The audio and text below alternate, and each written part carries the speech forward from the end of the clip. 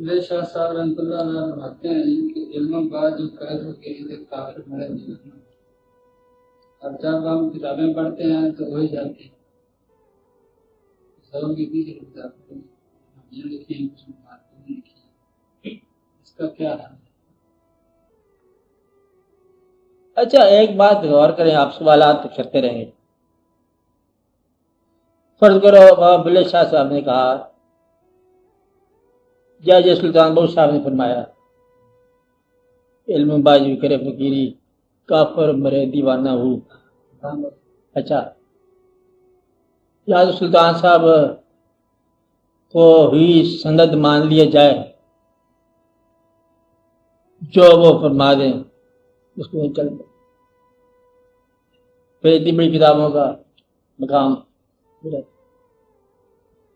اصل میں جو پرابلم پیدا ہو رہا ہے نا،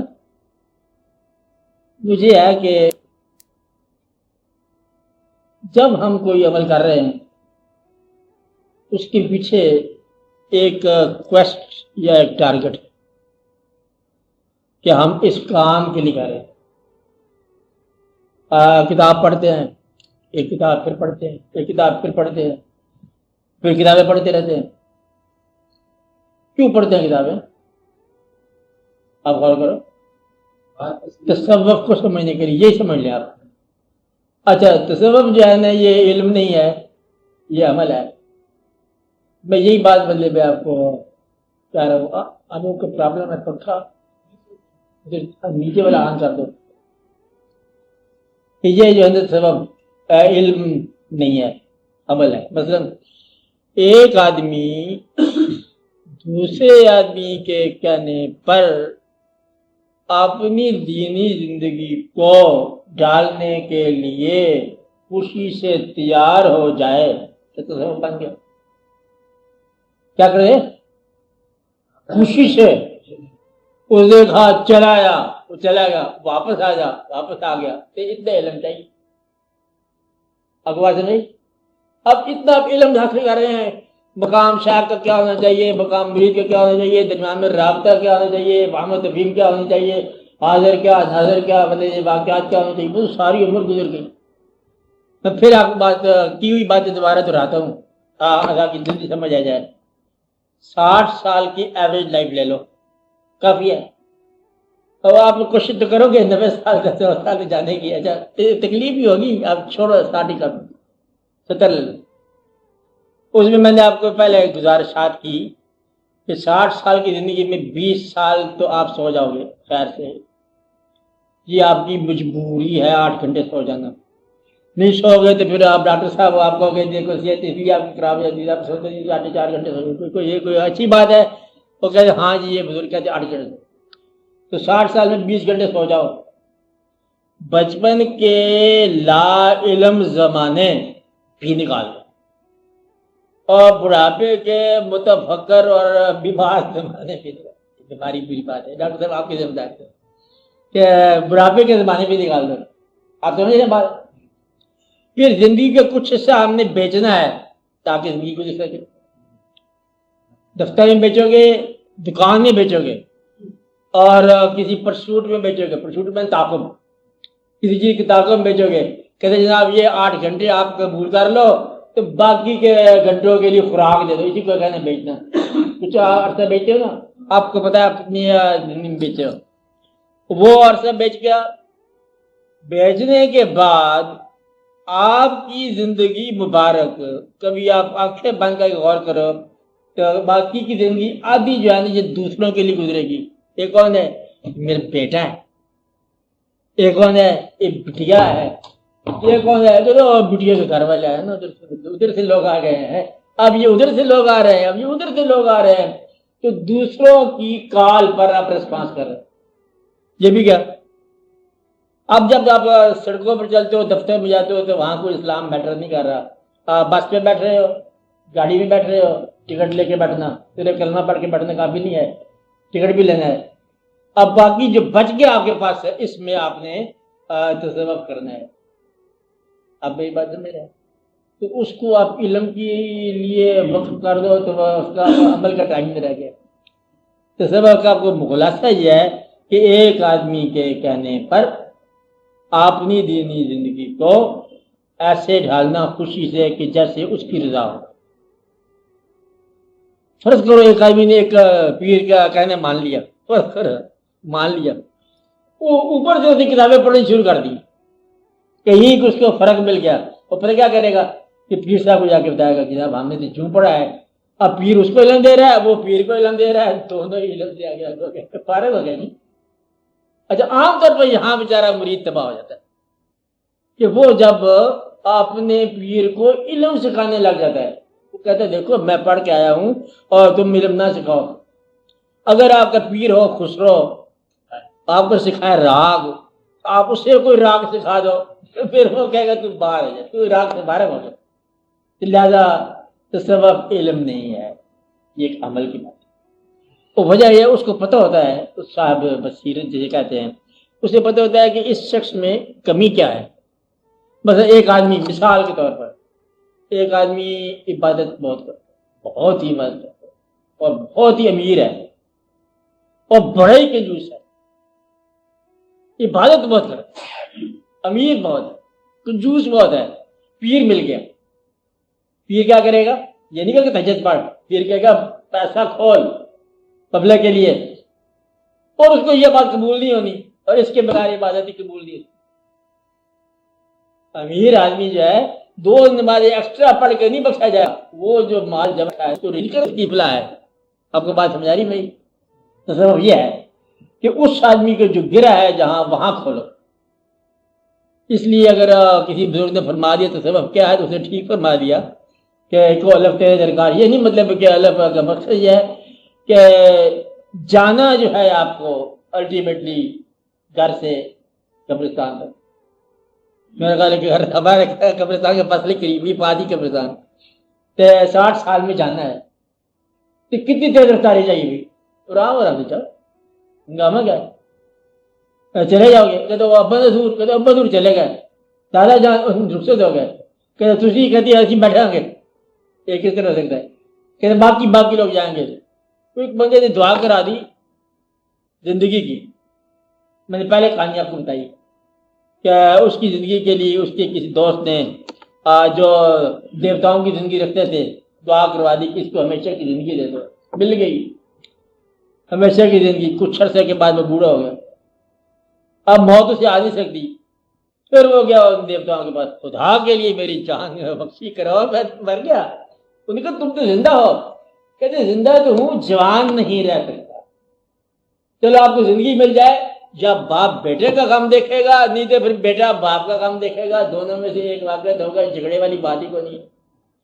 کچھ عرصے کے بعد آپ کو اتنے غم ملیں گے، آپ کہو کہ تیری مہربانی میں جانے دو. میں نے پہلے بتایا آپ ایک شہر میں جاؤ، بھرے ہوئے شہر میں 20 سال 10 سال کے بعد جاؤ، شہر اس سے زیادہ بھرے ہوتا ہے اور آشنا چہرہ کوئی بھی نہیں ملتا. کہتے بڑے رونق بازار میں، کہتے آج تو پہلے سے بہت زیادہ ہے. کہتے وہ نور الدین صاحب ہیں، کہتے وہ چلے گئے. جوال الدین صاحب رخصت ہو گئے. کہتے یہاں جو بیٹھتا تھا بابا وہ کہتے وہ بھی چلا گیا.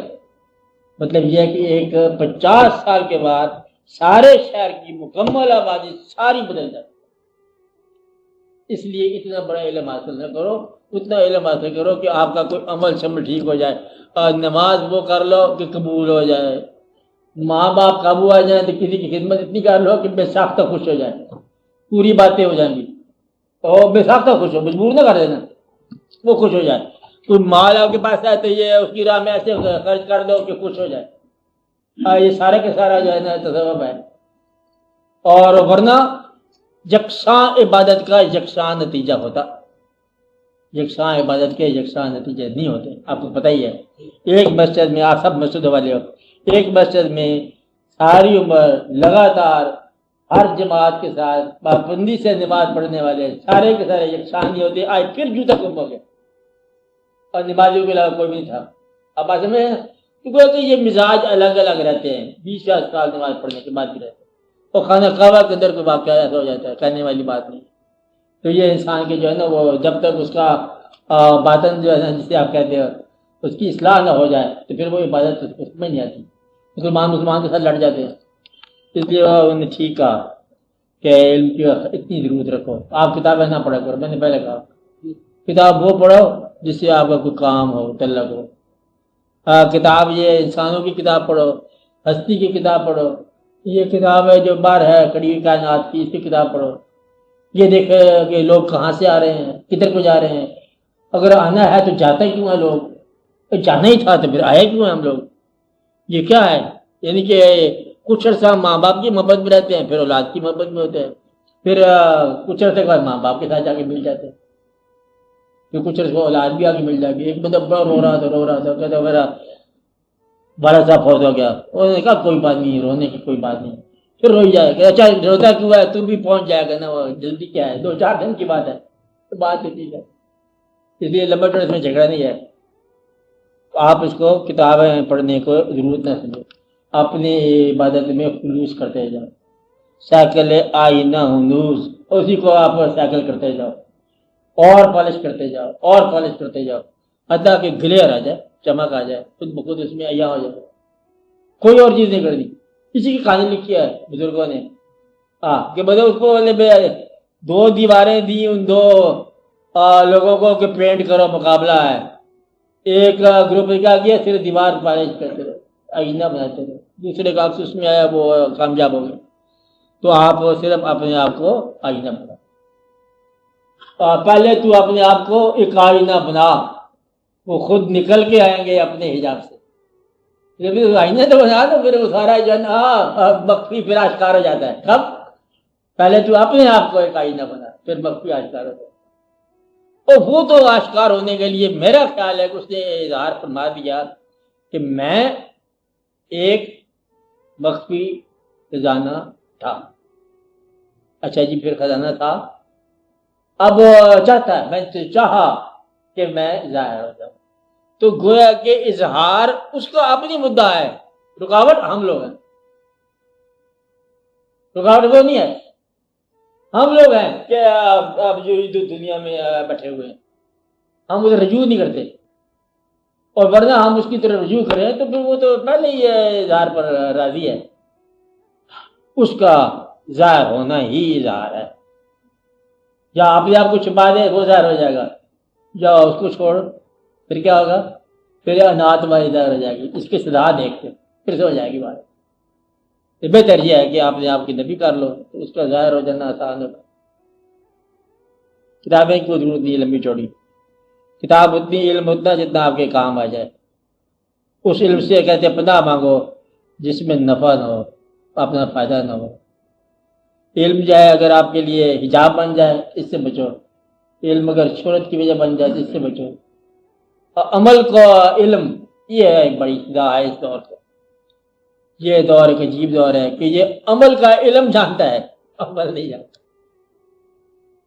تو ہم آپ سے یہ کہتے ہیں کہ آپ عمل کا عمل ہی جانو، عمل کے تابع کر دو، علم کے تابع ہو جائے گا، عمل کے تابع کر دو، علم کے تابع ہو جائے گا۔